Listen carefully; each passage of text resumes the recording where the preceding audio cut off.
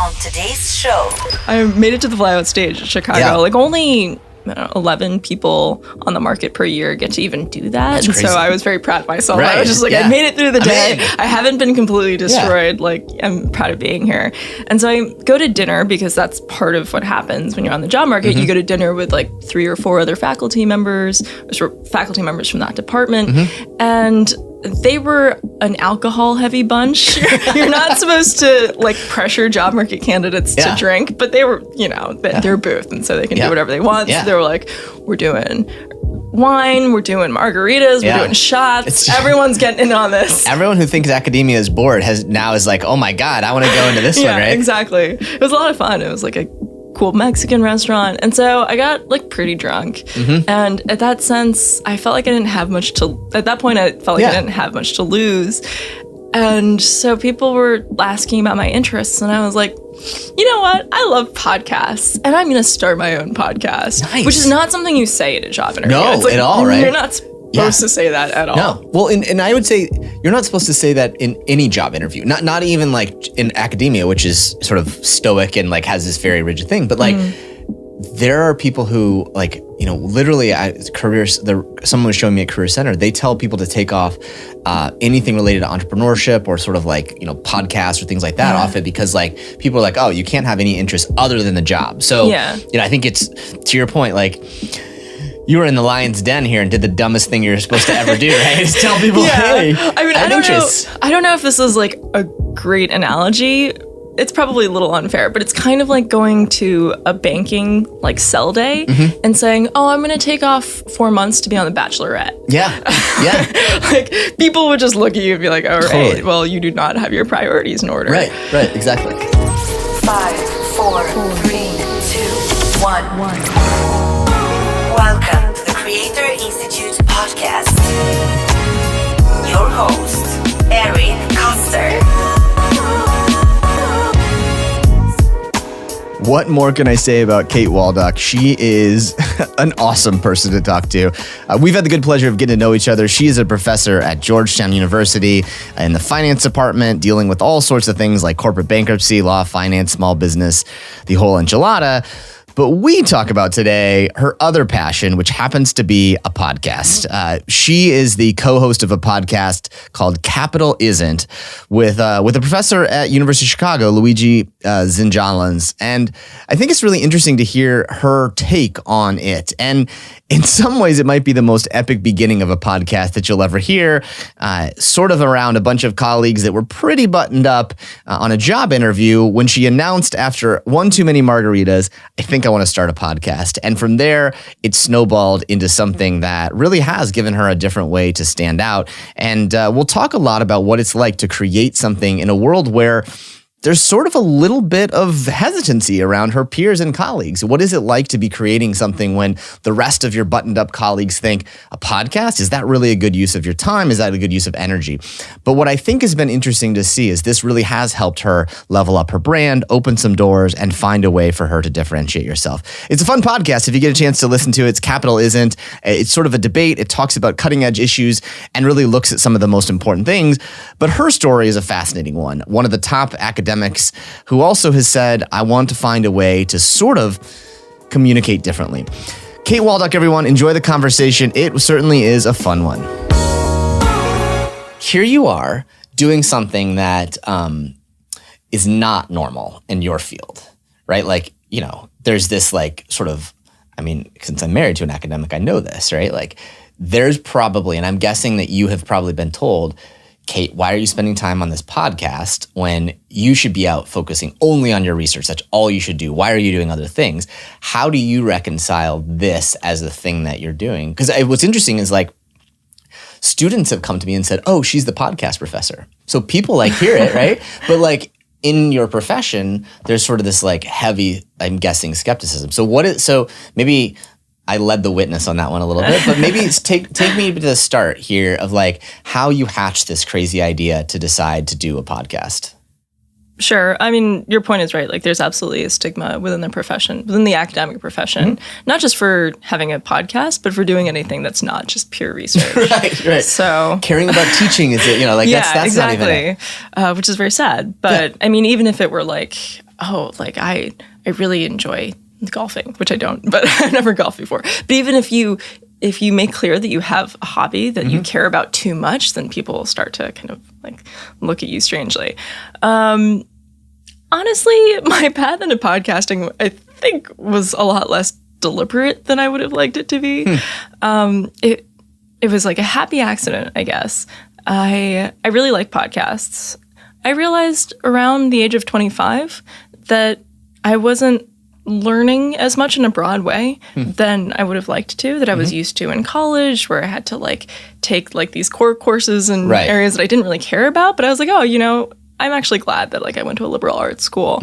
And then you get out of college and you start to specialize a lot, which is obviously good for your long-term career for most people, but it's really hard to stay motivated to learn about like a broad set of things. Right. And I'm not a great reader, unfortunately. I wish I were better. Like I try really hard every day to like read stuff, but it's tough.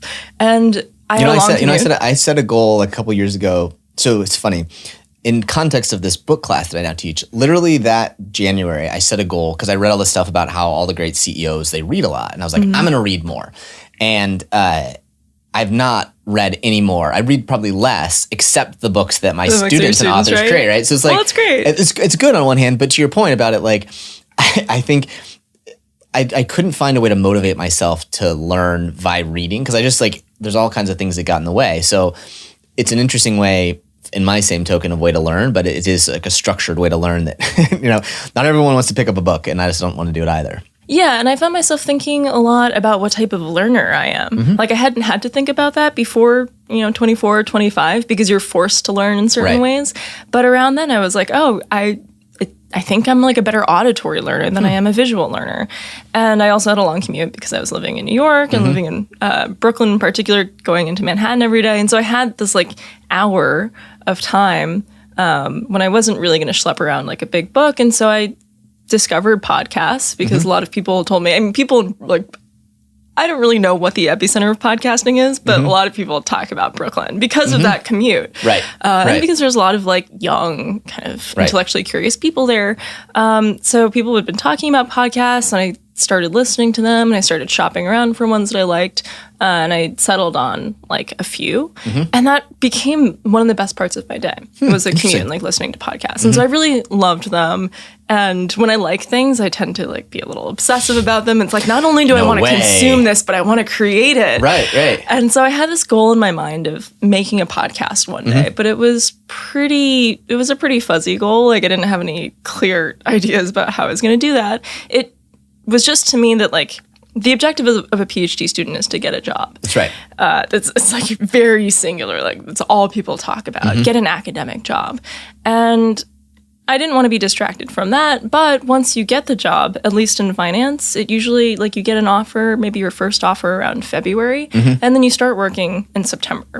And so that seemed like a very clear window of time during which it's okay as an academic to take things easy a little bit, as long as like you're still thinking about the long term, and explore something that is like relaxing to you, or lets you like recover from the job 6 month market. window in your mind where in like your entire career. Yeah, you've been grinding for the last like what, by this point you've been like undergrad, 6 or 7, including undergrad. It's like forever, right? You've been grinding, and so now you say, I like podcasts, I should give myself a little bit of a break. And so did you tell anyone that you were going to do this, or was it like, because like again, you're still like, because like once you get the job, there's the next bar of like, now you got to get tenured and stuff like that. So I'm sure if some people had been like, oh, Kate, you can't be starting this thing, you should be already like pushing harder on research. So did at that point when you decided to sort of use this window, had you sort of shared this with others, or was this still sort of like, I'm in the exploring phase? Well, my concern about the window is that from the academic culture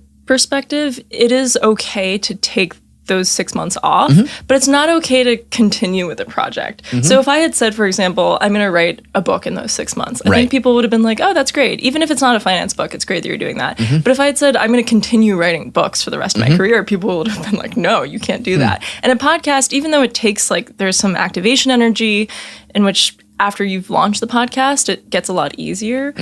It's still something that's ongoing. And so I was nervous about telling people that because of like the ongoing nature of the podcast. Did you think about it because I think it's one of the things that we talked, that I shared earlier is I tell people, and so I now have started a group of creators that are doing podcasts. But what we make a differentiation is we teach how to do a podcast season.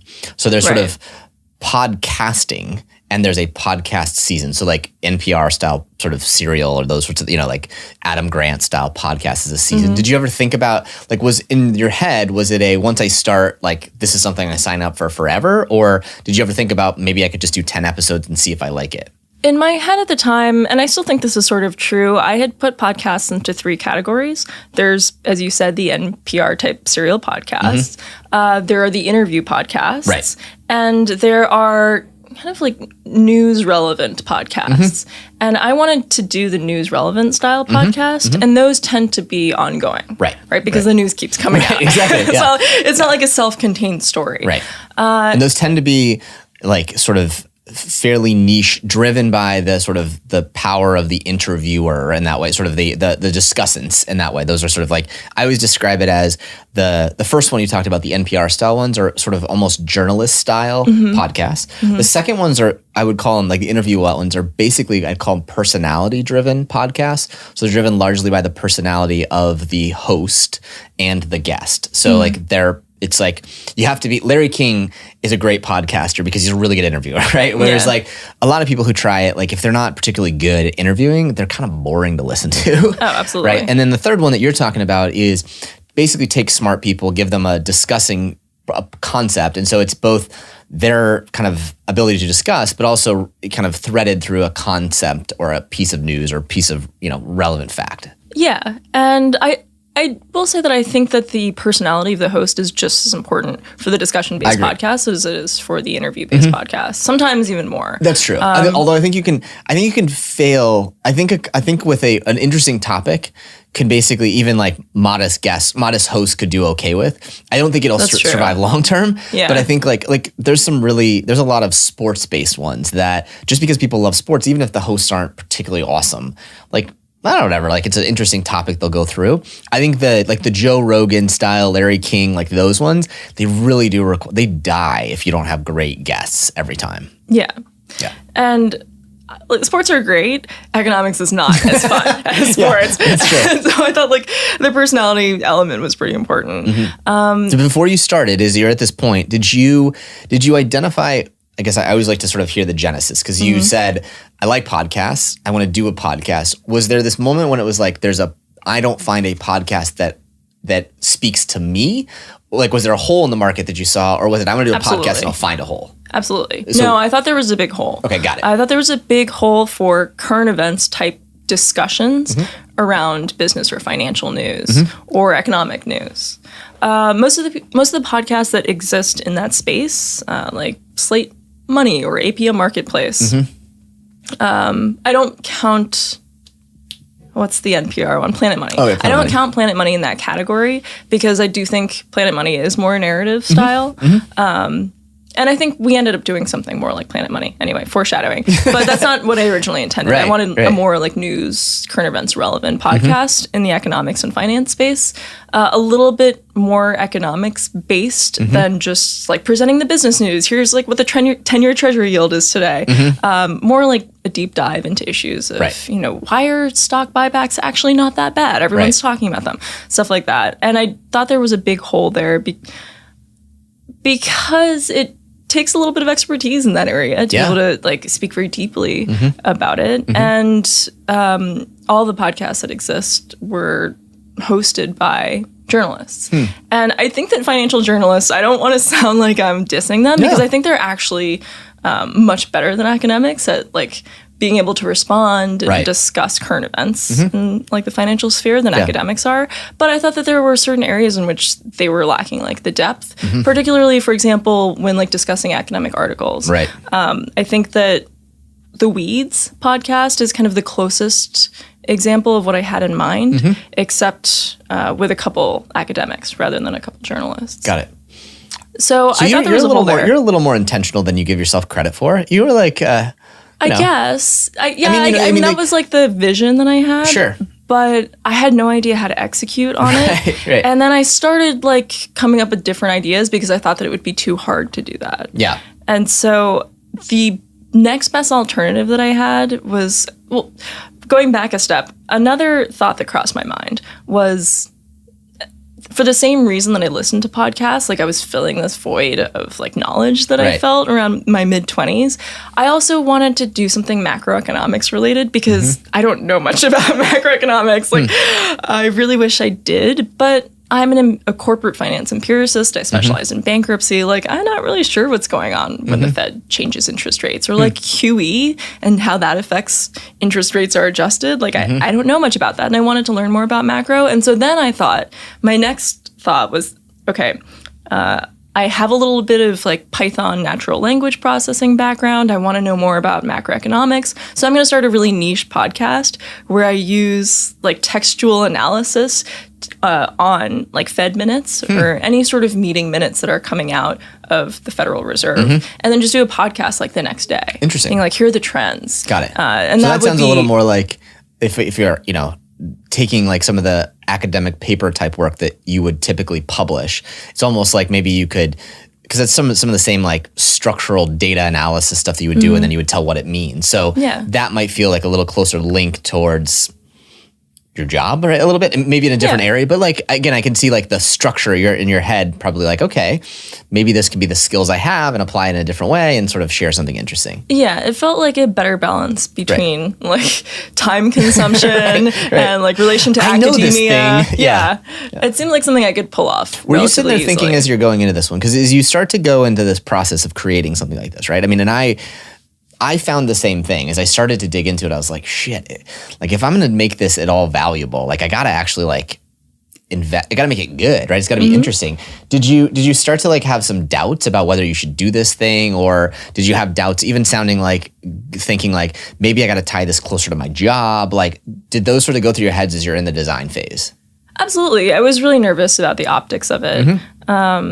As I said earlier, like the stigma attached to having a podcast. And so that's why I thought like the natural language processing element of it would be less frowned upon by my colleagues. Not celebrated, but less frowned upon. Definitely not celebrated, but less frowned upon. And yeah, I was nervous about how to make a good product. One of my biggest concerns was like, how time consuming is this going to be? If I were to be on like a weekly podcast about what's going on in the financial news, that's incredibly time consuming. You have to know what's going on all the time. You have to have like an intelligent opinion on it. You have to be able to relate that to the research on each topic. That's like a part-time job. You know, it's like 2 or 3 days a week. And so I was worried about that being too much, for sure. I was also worried that I just wouldn't be able to follow through. Like I would get lazy over the summer. I would be exhausted from the job market. On my birthday, which was shortly after I got and accepted my Georgetown offer, my boyfriend got me like a USB podcast mic. Ah, cool. And I remember feeling like really sad because I had this feeling like I'm just not gonna be able to pull this off. Like I'm not gonna be able to deliver on this vision that I wanted to execute on. And so it was a little bittersweet. But where the actual podcast was generated, and this is what I mean by like the happy accident, was that as part of the job market, when you're an academic, you go around and you have these flyouts at different schools and you present your research in front of different faculty. And I had the good fortune of getting to go to the University of Chicago, which is, you know, Booth's finance department is one of the top finance departments. It's like amazing. I mean, its MBA program is one of the best. It's sort of got an amazing group of faculty members across finance and entrepreneurship and all sorts of things. So it's it's a pretty crazy place. It's scary a little bit. It's very like, wow, scary. This is like intimidating. A lot of people have like have had bad experiences giving talks at Booth, and so I was really nervous about this. And I think my nerves were correct because the talk did not go as well as I was hoping it would have gone. And by the evening, I had this sinking feeling that I was not going to get a job offer. But that's not like, you know, getting a booth is sort of like getting a job at Booth is sort of like, that's rare. That's like winning the lottery. Yeah, exactly. You like are super lucky. And I think even like, you know, in some senses, like from what I'm told, it's, you know, getting to get tenure there is even harder, right? So then you're setting up for a tough road to hoe. But so even getting interviews are pretty awesome, you know, accomplishment. Yeah, right? I was just like proud of that. Right, absolutely. I was like, I made it to the flyout stage at Chicago. Like only 11 people on the market per year get to even do that. That's and crazy. so I was very proud of myself. Right. I was just like, Yeah. I made it through the day. Amazing. I haven't been completely destroyed. Like, I'm proud of being here. And so I go to dinner because that's part of what happens when you're on the job market. You go to dinner with like 3 or 4 other faculty members, or faculty members from that department. And they were an alcohol-heavy bunch. You're not supposed to like pressure job market candidates to drink, but they were, at their booth, and so they can do whatever they want. So they were like, we're doing wine, we're doing margaritas, we're doing shots. Everyone's getting in on this. Everyone who thinks academia is bored is like, oh my God, I want to go into this one, right? Exactly. It was a lot of fun. It was like a cool Mexican restaurant. And so I got like pretty drunk. And at that sense, I felt like I didn't have much to, at that point, I felt like I didn't have much to lose.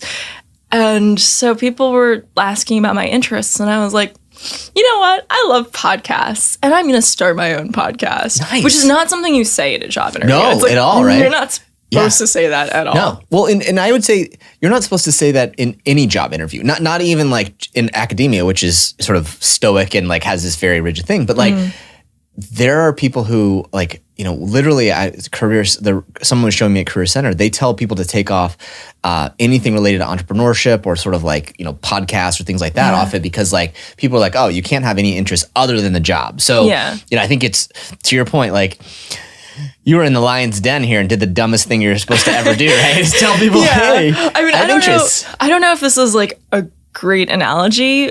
It's probably a little unfair, but it's kind of like going to a banking like sell day and saying, oh, I'm going to take off 4 months to be on The Bachelorette. Yeah. Like people would just look at you and be like, all Totally. right, well, you do not have your priorities in order. Right, exactly. And I think it's that, but I think the right people will listen to that and say, she's interesting. She's got ambition. She has things. And I think it's the, oftentimes those other things that we do, I've always found people are the most interesting, and even the best people that I've worked with have side things that make them better at their day job. They like learn these things on the side, right? Like one of my favorite employees had an awesome photography business side thing. And at one point along the way, we needed help like sort of designing something in high quality photos. And like next thing you know, he built us a gigantic 30-person photo team. Like, but it was, those sorts of things, you never know how they will play into the job role. Maybe not academia, but still, yeah. Well, I mean, I hope a podcast about capitalism should be somewhat relevant for our career as a finance academic.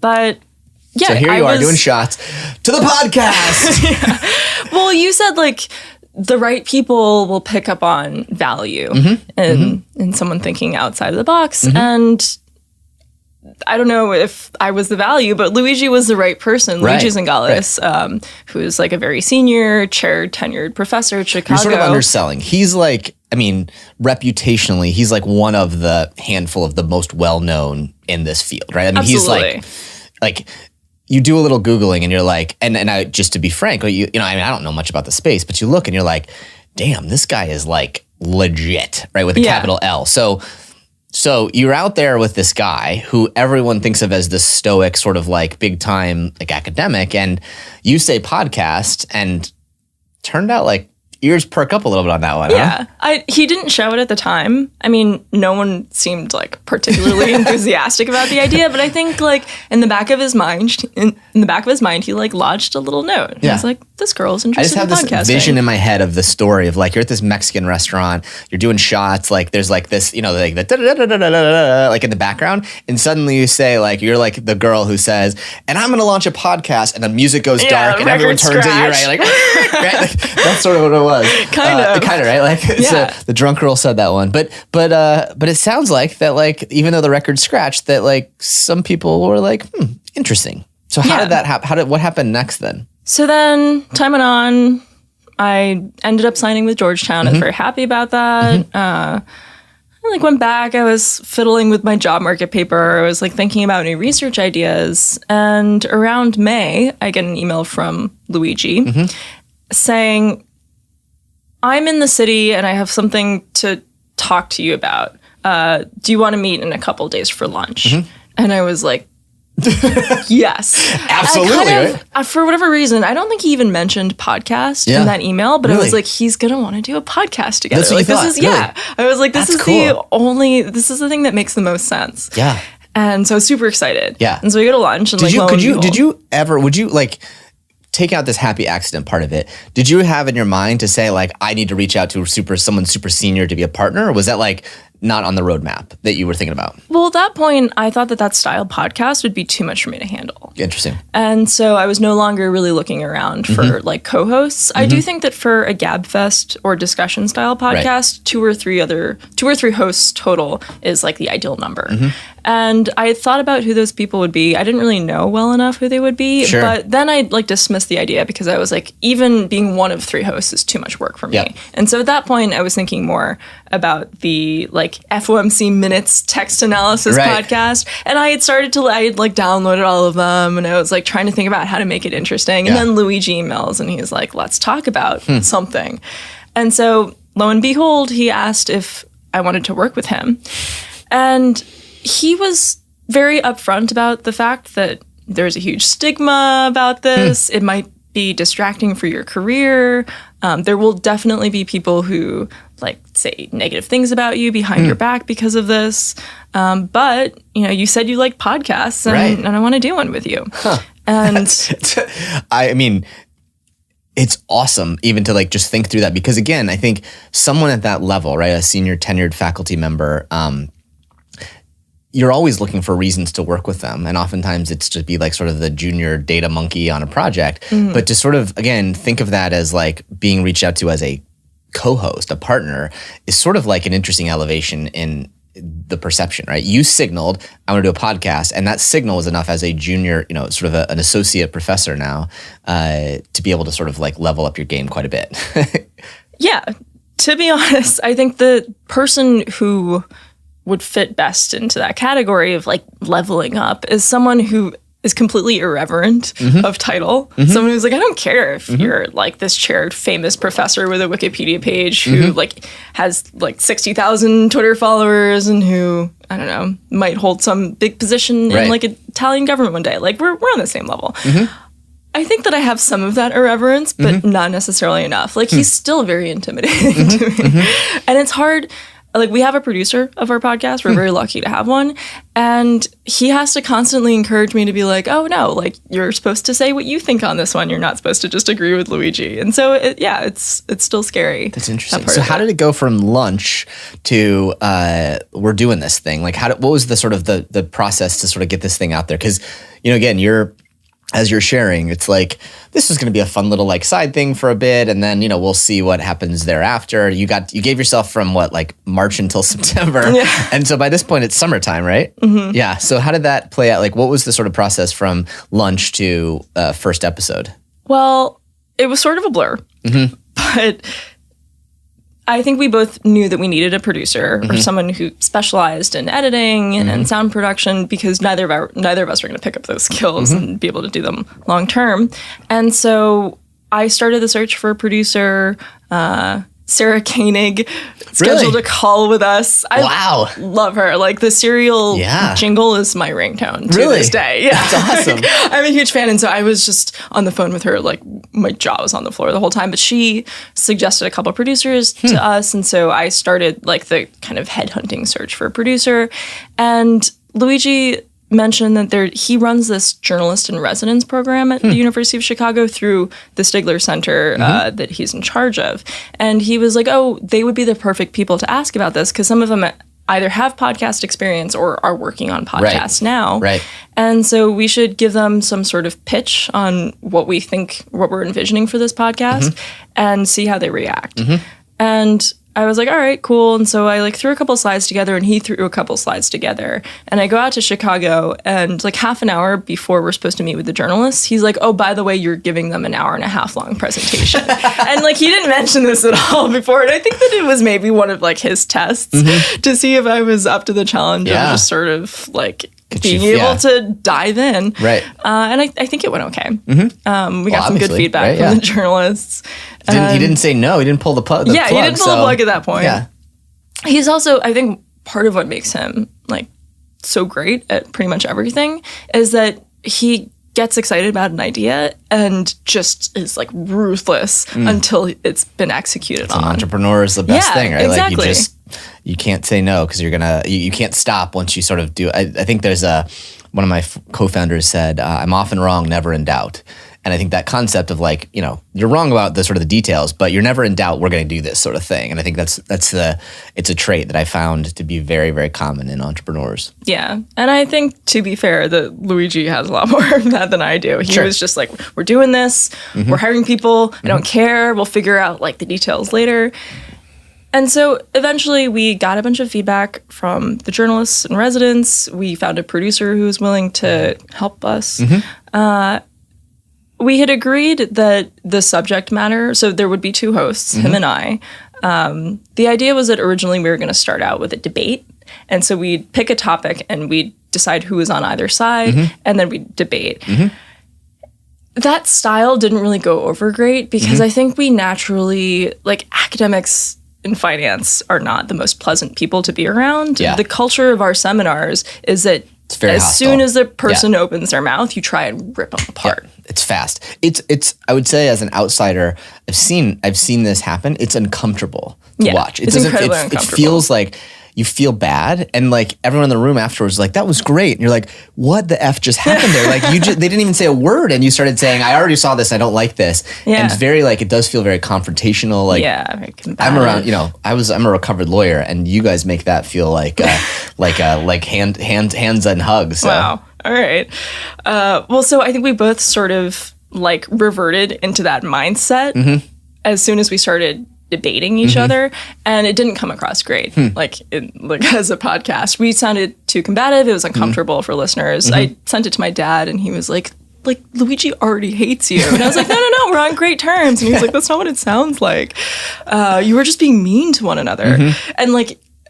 Once you start to feel like you're losing an argument, people do not feel bad about like throwing personal punches. I mean, so it got pretty bad. And so we decided that was not a great model.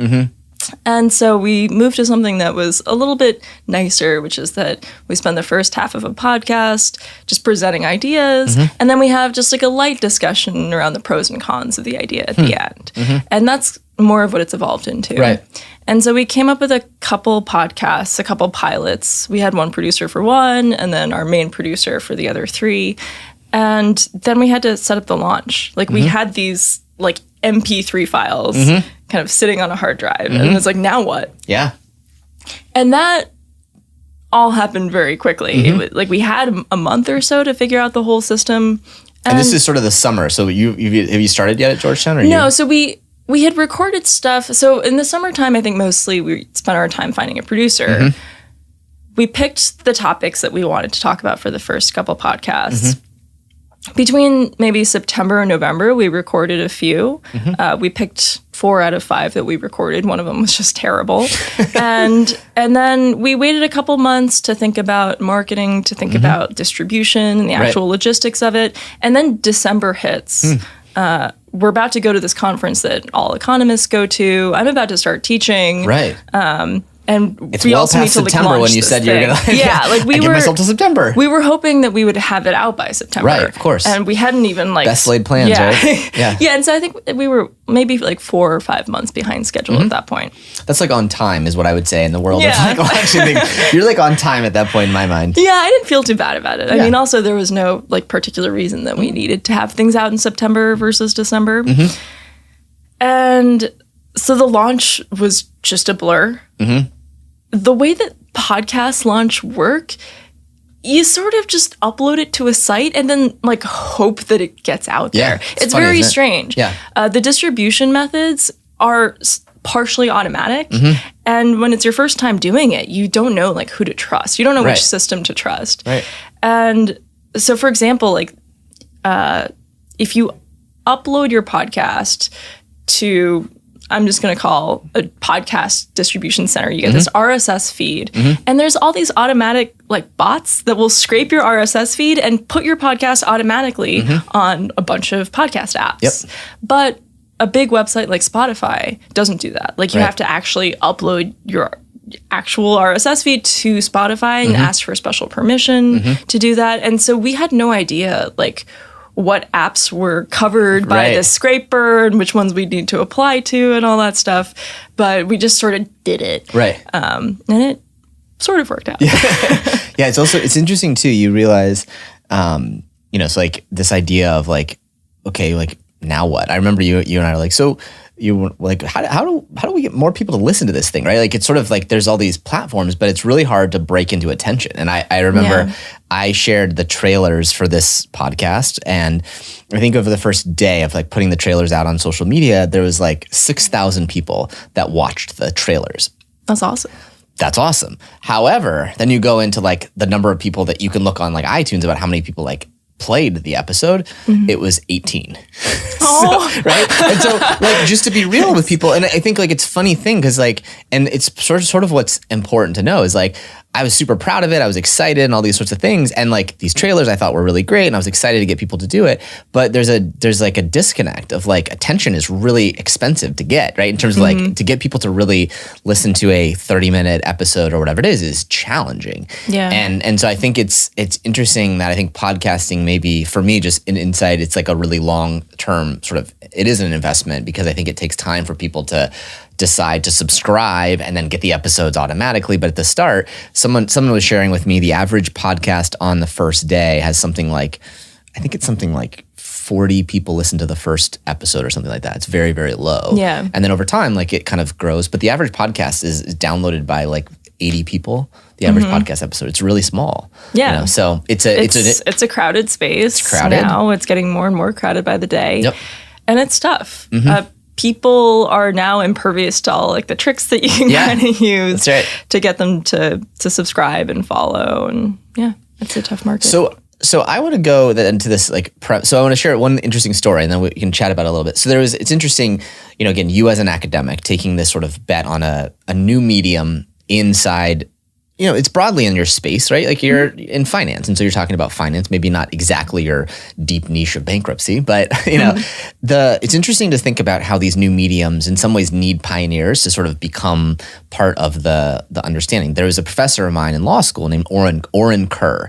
And Oren was one of the top like constitutional lawyers. You've probably seen him at some point quoted. He's like the man. Super nice though, like very, very humble.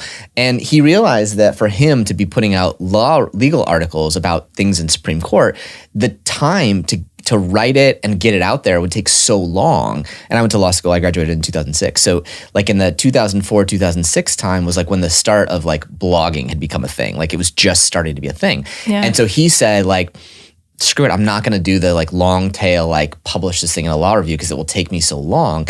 I'm going to write high quality, in-depth things and publish them on the Volkov Conspiracy and a number of other places. And then he comes up for tenure. And, again, like there was a huge, gigantic debate. Do we count these? Because, these things have, hundreds of thousands of views. They're talked about by reporters that have this stuff. That is a type of credibility that is like other professors are commenting on them. And on the flip side of it, you've got like a law review article that like 4 people read, right? Or whatever it is. So like, as you think about what you're playing into, as you're talking about finance, again, you've got Luigi who's in this world a little bit. How do you reconcile sort of that you're making contributions? It makes the institution's brand look good. It makes your brand look good. How are you sort of thinking about it in your head about, because while it started out as a hobby, it still is like a hobby that's tangentially related to what you do every day, right? Even if it's not directly. So how do you think about it now? Well, I'm not sure if this is a problem for your law professor, but at least for me, it's not like any of the podcast episodes cannibalize interest in my research because we very rarely talk about bankruptcy and certainly don't talk about my research at all. And so it's not like, oh, I was going to get 100 citations, but now I'm only going to get 50 because people already listened to my podcast about it. So I think that even though the subject matter is somewhat related, right? Bankruptcy is a part of finance and capitalism is also related to finance. I don't think that my research is at all related to what we talk about on the podcast. And so therefore I think about it sort of like a hobby. I don't expect it to help me at all when I go up for tenure.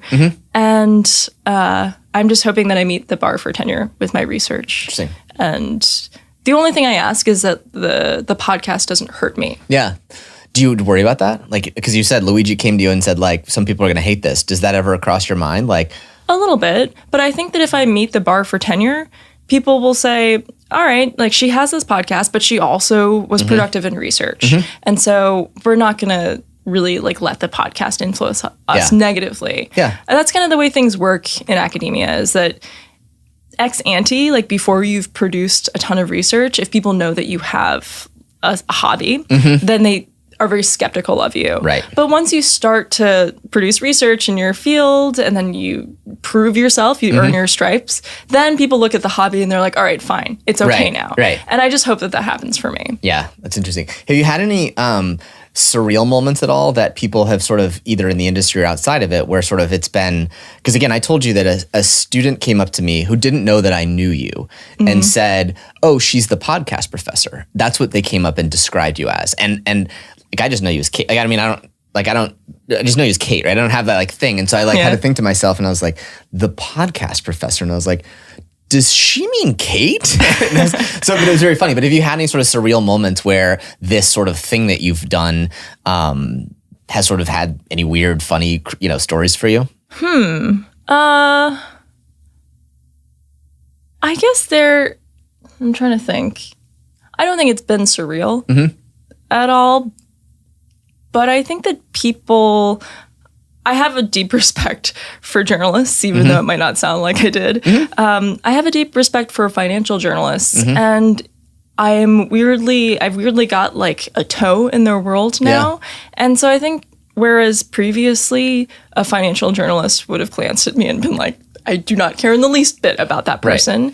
Now they're like, oh, you're sort of part of the club. Like you can come hang with us. It's interesting. And so if I reach out to contacts who like might be a financial journalist for Bloomberg, they're like incredibly responsive. Interesting. And I've been very happy about that. Yeah, that's pretty neat. Has any of these stuff you've talked about on the show helped you sort of maybe talk about a research topic you're thinking about, or like sort of helped you explore something or decide whether to explore it based on those conversations? I'm not sure that anything has directly affected my research. Luigi and I, in some of the episodes, we've been like, oh, this would be a great research topic. But then we've looked into it. I mean, it's actually hard to like deliver on a finance paper. And so there are 2 or 3 projects that we've said, oh, that would be a great paper. And then we've either found that the data isn't there, that it's already been done in a close enough way, or that like the question isn't well formed enough. But it does come up, and I hope that it keeps coming up, and I think that it will. In particular, not necessarily from a research perspective, but the topic of like monopoly power and antitrust comes up a lot. And I've realized how completely ignorant I was in that area. It's not really something that you learn about in like an economics or a finance program, but it is deeply related to economics and finance. It is. And so I think that I've become more educated in that field, but now I know how much I didn't know. And so I'm like, oh man, I'm truly ignorant. Boy. Yeah. And so I'm glad that like I've been turned on to or led to understand how interesting of like a field this is. And maybe one day I could do research in that area. That's cool. Well, thank you. This is so fun. I appreciate it. Thanks for having me. Yeah, of course. I always love these origin stories because I think people don't recognize that like, again, you said, this will be a fun thing for like 6 months. And these things just take time to make something great that you're proud of. And like, you never would have probably thought where, what you and sort of February of March we're starting to brainstorm this thing could imagine sort of what it is today. It's sort of neat to see the journey. There's no way. There's no way I would have expected this. It's awesome. Cool. Thank you for hanging out. Yeah. I appreciate it.